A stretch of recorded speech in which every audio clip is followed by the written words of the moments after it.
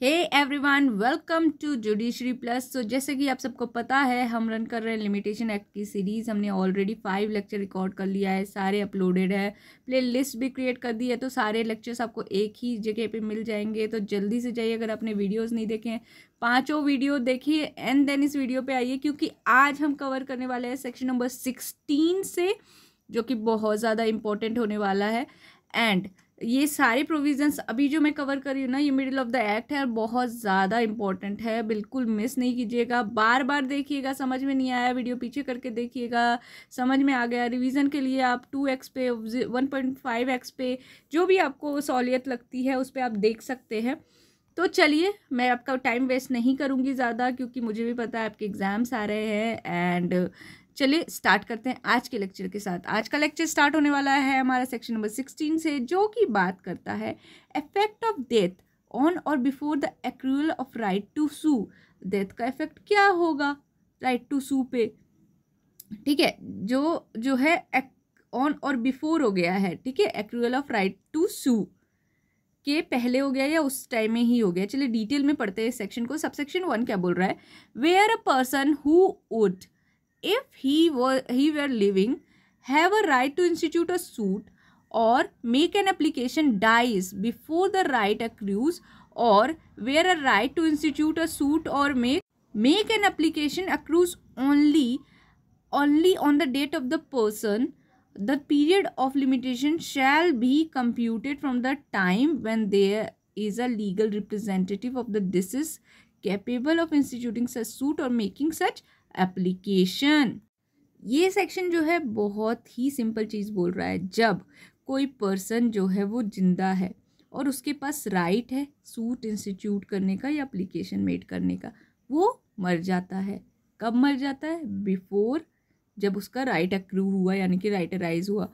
और where right to institute a suit or make an application accrue हो गया है। कब अक्रू कब होगा?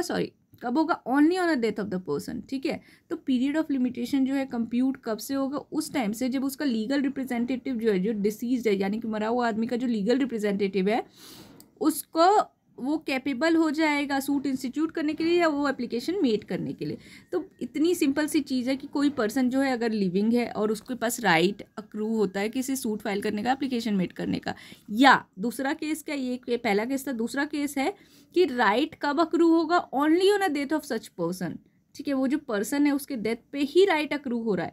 तो जो है, जो पीरियड ऑफ लिमिटेशन कंप्यूट करते हैं ना, उस दिन से जब लीगल रिप्रेजेंटेटिव जो है डिसीज का, वो क्या होगा? कैपेबल हो जाएगा सूट इंस्टीट्यूट करने के लिए या एप्लीकेशन मेड करने के लिए। उसी दिन से जो है पीरियड ऑफ लिमिटेशन का टाइम जो है कंप्यूट होगा। तो सिंपल सी चीज़ थी, क्लियर हो गई होगी अब, ठीक है। चलते हैं सबसेक्शन 2 की तरफ, जो कि बोल रहा है where a person against whom, if he were living, a right to institute a suit or make an application would have accrued dies before the right accrues, or where the right to institute a suit or make an application against a person accrues on the death of such person, the period of limitation shall be computed from the date when their legal representative of the deceased against whom plaintiff may institute a suit or make an application। अब ये जो section है ना, sub section है, ये same है sub section 1 के लिए, लेकिन सब सेक्शन 1 जो है वो बात कर रहा है हमारा प्लेंटिव के बारे में, और सब सेक्शन 2 जो है वो डिफेंडेंट के बारे में बात कर रहा है। तो जो कोई पर्सन है जिसके अगेंस्ट जो है राइट अक्रू होगा और वो लिविंग है, ठीक है, तो राइट टू इंस्टीट्यूट या तो सूट करने के लिए एप्लीकेशन उस पर्सन के अगेंस्ट जो कि अभी जिंदा है और would have accrue dies before the right accrue, ठीक है, जिसके अगेंस्ट केस फाइल करना था, वो क्या हो गया? उसकी डेथ हो गई राइट अक्रूज होने से पहले, या जो है राइट अक्रूज तभी होगी जब उसकी डेथ हो जाएगी, ठीक है। तो पीरियड ऑफ लिमिटेशन जो है यहाँ कंप्यूट कब होगा? जब उसका लीगल रिप्रेजेंटेटिव, डिसीज का लीगल रिप्रेजेंटेटिव होगा जिसके अगेंस्ट प्लेंटिव को इंस्टीट्यूट करना है सूट या तो मेक करना है एप्लीकेशन। तो सबसेक्शन 1 सबसेक्शन 2 सेम है, बस सबसेक्शन 1 प्लेंटिव के बारे में बात कर रहा है, सबसेक्शन 2 डिफेंडेंट के बारे में हो रहा है, यही डिफरेंस है। अब चलते हैं सबसेक्शन 3 की तरफ। वो बोल रहा है not withstanding anything in subsection 1 and subsection 2, applies to suit to enforce right of preemption or to a suit for the possession of immovable property or of a hereditary office। तो इसमें बस यही बताया गया है कि सबसेक्शन 1 में और सबसेक्शन 2 में जो भी दिया हो वो अप्लाई नहीं होता है। ठीक है, किस पे नहीं होता है? वैसे सूट को जो कि फाइल किस लिए किया गया हो, प्रीएम्पशन राइट को इन्फोर्स करने के लिए। ठीक है, इस पे ये अप्लाई नहीं होगा। दूसरा, for the possession of immovable property और ऑफ हेरिडिटरी ऑफिस। ठीक है, तो दो चीज़ों के लिए नहीं होगा अप्लाई सबसेक्शन 1 2। कब? जब प्रीएम्पशन के राइट को इन्फोर्स करे। दूसरा, पोजीशन ऑफ इमूवेबल प्रॉपर्टी और हेरिडिटरी ऑफिस को पोजीशन के लिए सूट फाइल कर रहा है। ठीक है, तो इन दोनों केस में जो है सबसेक्शन 1 और 2 अप्लाई नहीं होगा। अब थोड़ा आप दिमाग के घोड़े को दौड़ाइए और मुझे आंसर दीजिए कि क्यों, क्या रीजनिंग हो सकता है कि इन दोनों चीज़ पे सबसेक्शन 1 और सबसेक्शन 2 को अप्लाई नहीं कराया गया है। तो ये मुझे कमेंट सेक्शन में आंसर चाहिए आप सबसे, और मैं देखना चाहती हूँ कि कौन सबसे क्लोज है आंसर के, जो परफेक्ट आंसर देगा। तो बिल्कुल कमेंट सेक्शन में करिए, थोड़ा इंटरेक्टिव रखिए सेशन, ताकि मुझे भी लगे कि आप लोग इंटरेस्टेड है। ठीक है, तो इसका आंसर मुझे चाहिए, आप कमेंट सेक्शन में ज़रूर मेंशन करिएगा। चलते हैं अपने नेक्स्ट सेक्शन की तरफ, जो कि है सेक्शन नंबर 17, और ये बात कर रहा है इफेक्ट ऑफ फ्रॉड और मिस्टेक के बारे में। ठीक है, अब देखिए कॉन्ट्रैक्ट एक्ट में फ्रॉड और मिस्टेक कौन से सेक्शन में डील किया जा रहा है वो भी मुझे आप कमेंट सेक्शन में लिख के बताइएगा। कॉन्ट्रैक्ट एक्ट भी आपके सिलेबस में है, तो बिल्कुल हम बिल्कुल इंटरेक्टिव सेशन रखते हैं एंड सब एक साथ डील करते रहते हैं, ताकि रिमाइंड करते रहें आप। ठीक है, अगर याद नहीं है तो देख कर, लेकिन लिखिए ज़रूर कमेंट सेक्शन में। अगर आज नहीं पता तो याद हो जाएगा आज के बाद। ठीक है, तो इसलिए लिखिएगा ज़रूर। अब चलते हैं सबसेक्शन 1 में, जो बोल रहा है where in case of any suit or application for which a period of limitation is prescribed by the act. First, the suit or application is based upon the fraud of the defendant or respondent or his agent. B, the knowledge of the right or title of which a suit or application is founded is concealed by the fraud of such person as aforesaid. C, the suit or application is for relief from the consequence of mistake. D, where any document necessary to establish the right of the plaintiff or applicant has been fraudulently concealed from him.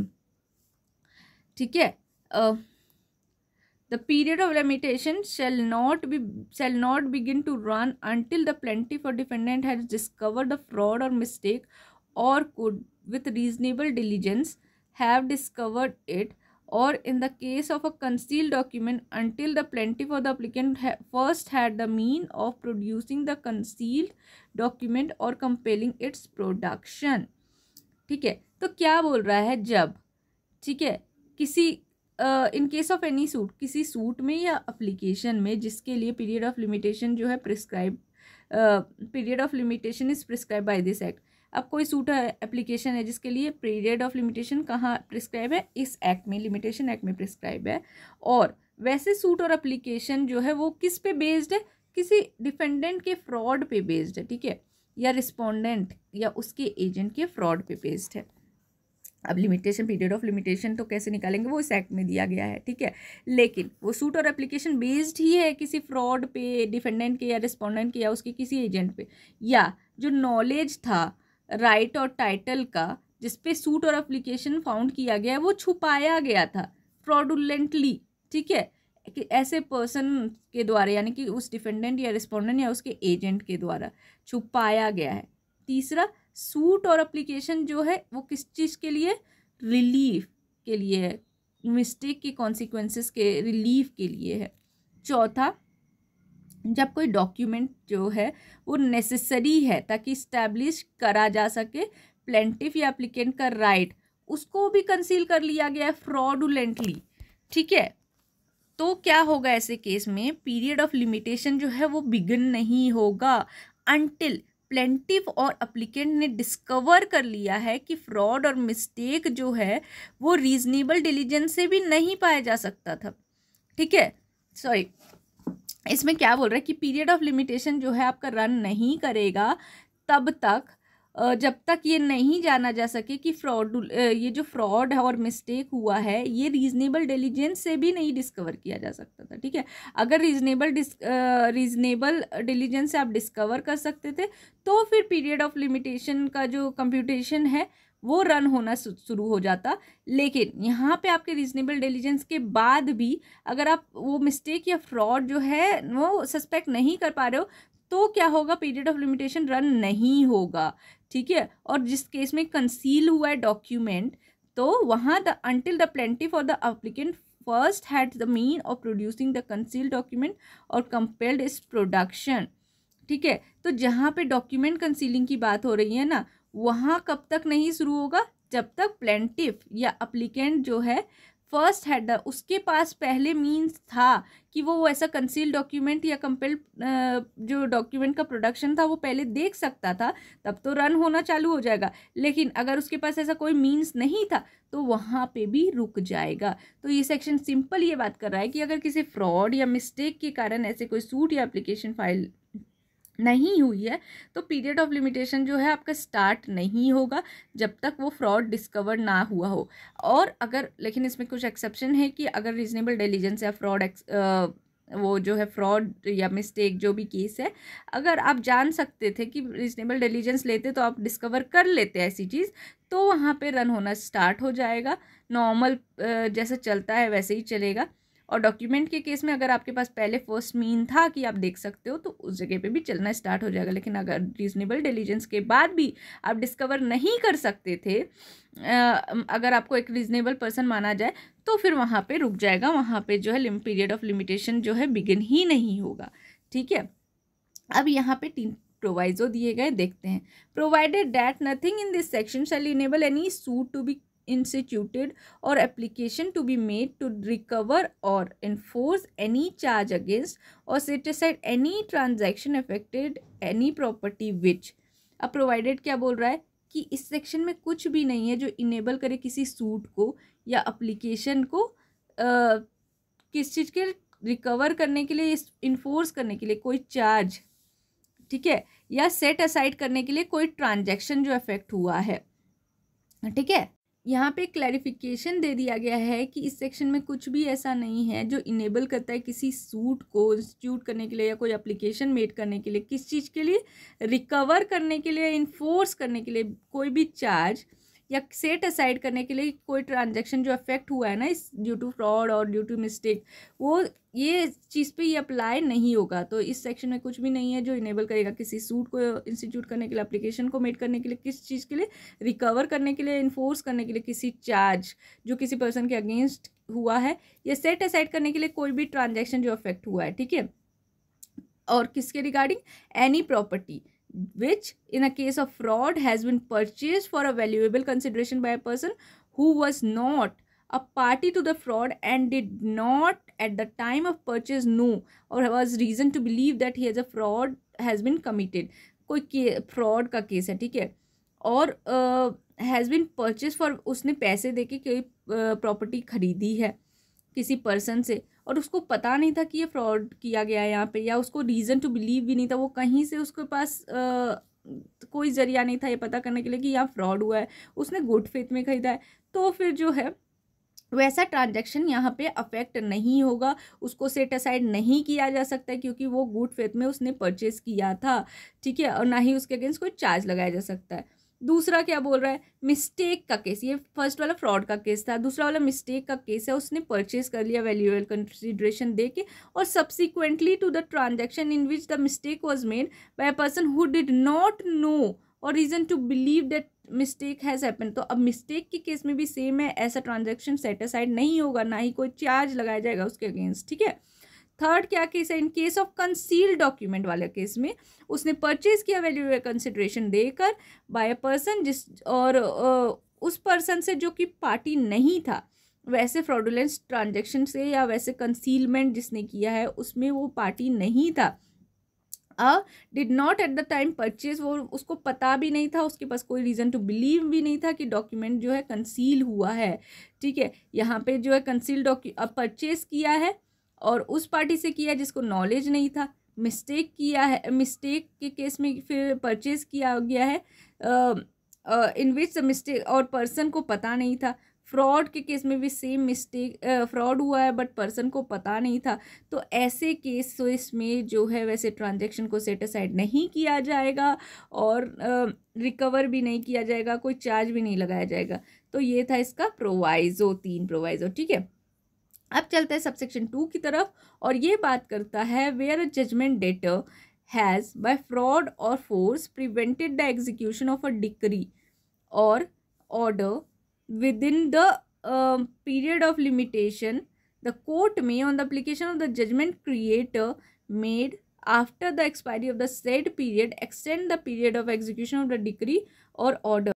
जहाँ कोई judgement debtor या तो fraud से या तो force से prevent क्या कर रहा है, डिग्री के एग्जीक्यूशन को होने नहीं दे रहा है या ऑर्डर का एग्जीक्यूशन होने नहीं दे रहा है पीरियड ऑफ लिमिटेशन के अंदर, तो कोर्ट क्या करेगा, जजमेंट क्रेडिटर के अप्लीकेशन पे after the expiry of set period वो क्या करेगा, एक्सटेंड कर देगा पीरियड डिक्री के एग्जीक्यूशन का या ऑर्डर के एग्जीक्यूशन का। यहाँ कौन फ्रॉड कर रहा है, जजमेंट डेट, यहाँ पे फ्रॉड कौन कर रहा है, कोई पार्टी कर रही है, लेकिन उसके कारण जो है जजमेंट डेटर वो उस फ्रॉड या फोर्स के कारण उसको वो नहीं करवा पा रहा है डिक्री का एग्जीक्यूशन या ऑर्डर का एग्जीक्यूशन पीरियड ऑफ लिमिटेशन के अंदर, उस फ्रॉड के कारण उसका नहीं करा पा रहा है, सामने वाली पार्टी की फ्रॉड के कारण नहीं करा पा रहा है।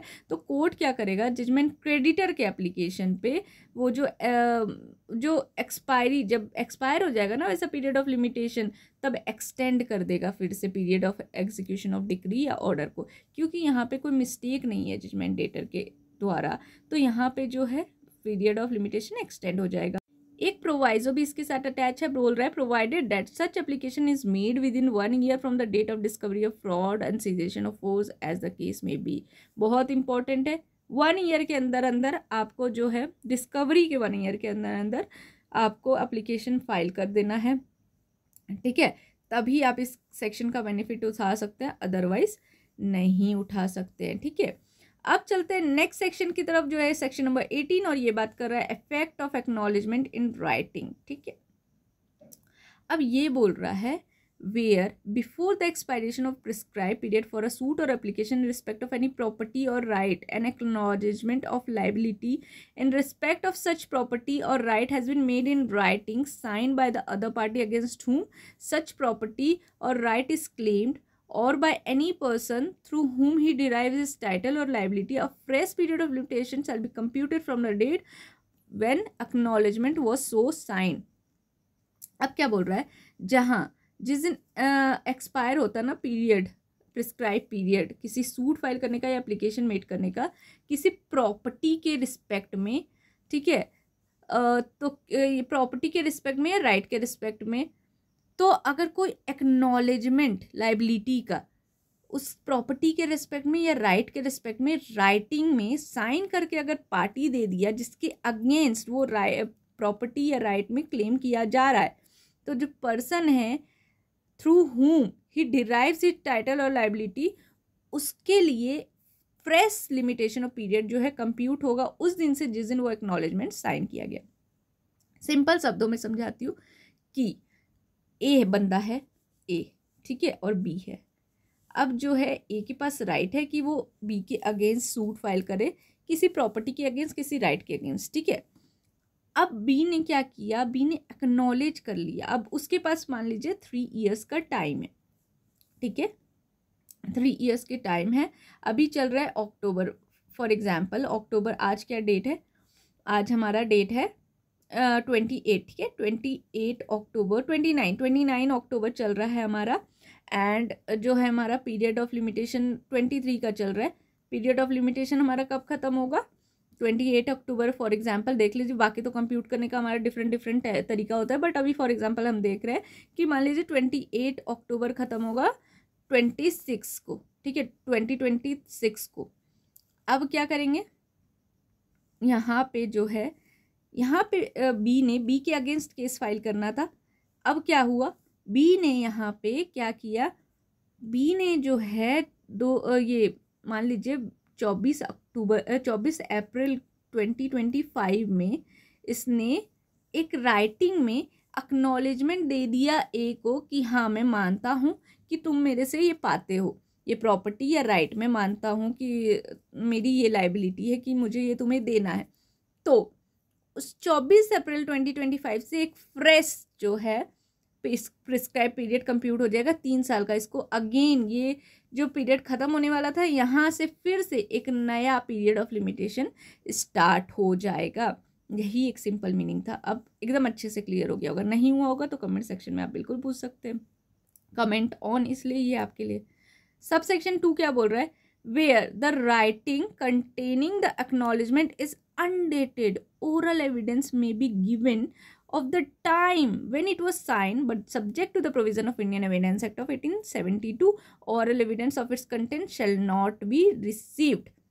ठीक है, अब क्या बोल रहा है कि राइटिंग में लिख के तो दिया एक्नॉलेजमेंट, लेकिन डेट लिखना भूल गया, तो फिर क्या उस केस में हो सकता है कि आप ओरली बता सकते हो कि इस दिन साइन हुआ था, एविडेंस दे सकते हो under Indian evidence act of 1872। लेकिन वहाँ पे एविडेंस किस चीज़ का दिया जा सकता है? सिर्फ और सिर्फ डेट का, उसके कंटेंट का एविडेंस नहीं दिया जा सकता है। बहुत ही ईजी चीज़ थी। अब इसके साथ 3 एक्सप्लेनेशन है जो कि बहुत ज़्यादा इंपॉर्टेंट है, इसलिए ध्यान से देखिएगा।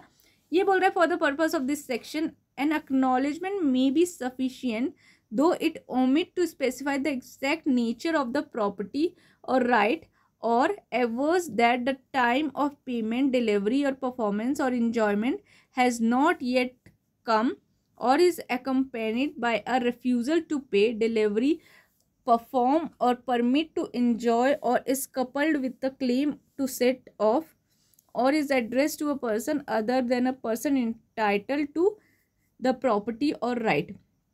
क्या बोल रहा है? कोई acknowledgement जो है वो sufficient होगा, दो चाहे वो ओमिट कर रहा हो क्या, एग्जैक्ट नेचर, कौन सी प्रॉपर्टी है, कैसी प्रॉपर्टी, एग्जैक्ट राइट, ठीक है, या टाइम क्या था पेमेंट करने का, डिलीवरी कब हुआ था, कैसे हुआ था, परफॉर्मेंस कैसे हुआ था, एंजॉयमेंट कैसे किया, ये डिटेल चाहे ना भी लिखी हो उस एक्नॉलेजमेंट में, ठीक है, or is accompanied by a refusal to pay, ठीक है, delivery, perform or permit to enjoy is coupled with a claim to set off or is addressed to a person other than a person entitled to the property।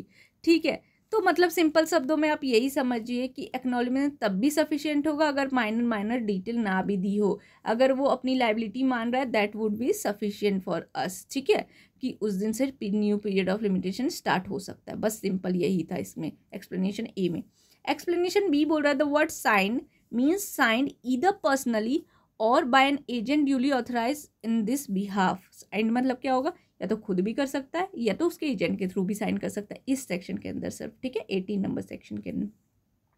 सी क्या बोल रहा है? An application for the execution of decree or order shall not be deemed to be an application in respect of any property or right.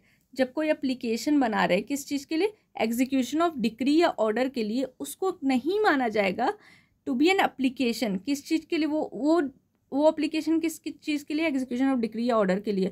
उसको किसी भी कीमत पे ये नहीं माना जाएगा कि ये एप्लीकेशन था जिसमें इन रिस्पेक्ट ऑफ एनी राइट और प्रॉपर्टी, कोई एप्लीकेशन राइट और प्रॉपर्टी के रिस्पेक्ट में कर रहे हैं वो नहीं माना जाएगा। एग्जीक्यूशन ऑफ डिक्री के लिए है तो बस उसके लिए ही माना जाएगा, इसको किसी और चीज़ के लिए कन्वर्ट नहीं किया जाएगा। इस चीज़ के लिए नहीं कन्वर्ट किया जाएगा कि ये एप्लीकेशन हम मान रहे हैं किस चीज़ के लिए, उसके प्रॉपर्टी या राइट के रिस्पेक्ट में, ठीक है। ये था हमारा सेक्शन नंबर 18। तो आज के लिए इतना ही रखते हैं एंड नेक्स्ट लेक्चर में मैं 19, 20, 21 से लेकर 24 तक कवर कर दूंगी एंड उसके बाद वाले पार्ट में थोड़ा और यानी कि 2-3 लेक्चर्स और लगेंगे एंड देन ये एक्ट एटलीस्ट आपका कंप्लीट हो जाएगा। मैक्सिमम मैं कोशिश करूँगी कि 3 लेक्चर में ये ख़त्म हो ही जाए। ये लेक्चर ज़्यादा इसलिए लग रहा है क्योंकि मैं बिल्कुल डिटेल में कवर कर रही हूँ, जो कि आपको पता होगा पूरे यूट्यूब में आपको ऐसे वीडियोस नहीं मिलेंगे लिमिटेशन एक्ट के जो इतने डिटेल में कवर कर रहा है। तो stay tuned with my channel. अगर आपने अब तक सब्सक्राइब नहीं किया है तो सब्सक्राइब कर लीजिए एंड मेंबर्स बन जाइए, क्योंकि लास्ट लेक्चर ओनली मेंबर के लिए आने वाला है। कुछ तो बेनिफिट मिलेगा ना मेंबर्स को, तो लास्ट लेक्चर सिर्फ मेंबर्स के लिए आएगा, तो मेंबर्स ओनली वीडियो होगा। तो मैंने 3 मेंबरशिप ऑन की हुई है अपने चैनल पे। आप देख लीजिए किस किस मेंबरशिप की क्या क्या बेनिफिट है, उस हिसाब से आप मेंबरशिप ज़रूर ज्वाइन कीजिएगा। ऐसा नहीं है कि बहुत ज़्यादा फ़ीस रखी है, मेरा इंटेंशन नहीं था फ़ीस लेने का। इसमें भी मेंबरशिप में ऐसा नहीं होता कि सारा क्रिएटर को मिल जाता है, इसमें भी यूट्यूब जो है वो रखती है अपना प्रोपोर्शन। तो ऐसा नहीं है कि सिर्फ मैं इनकम के लिए कर रही हूँ, ये मैं इसलिए कर रही हूँ क्योंकि मुझे जानना है जेन्युइनली कितने लोग इंटरेस्टेड है। एंड उसके लिए जो ज़्यादा इंटरेस्टेड लोग हैं उनके लिए कुछ एक्स्ट्रा बेनिफिट होनी चाहिए, इसलिए मैं पूरे लेक्चर तो सबके लिए ला रही हूँ, बट लास्ट लेक्चर जो है वो सिर्फ मेंबर्स के लिए होगा। तो stay tune with my channel. And बहुत ही नॉमिनल फ़ी है, तो बिल्कुल भी आप ज्वाइन कर सकते हैं। कोई भी ऐसा नहीं होगा जो यहाँ पे वीडियो देख रहा है और वो ज्वाइन नहीं कर सकता है। तो इसीलिए ये कोई ऐसी चीज़ नहीं है कि आप ज्वाइन नहीं कर सकते, तो बिल्कुल ज्वाइन करिए and stay tune with my channel, subscribe करिए and study well and crack the exam. Thank you.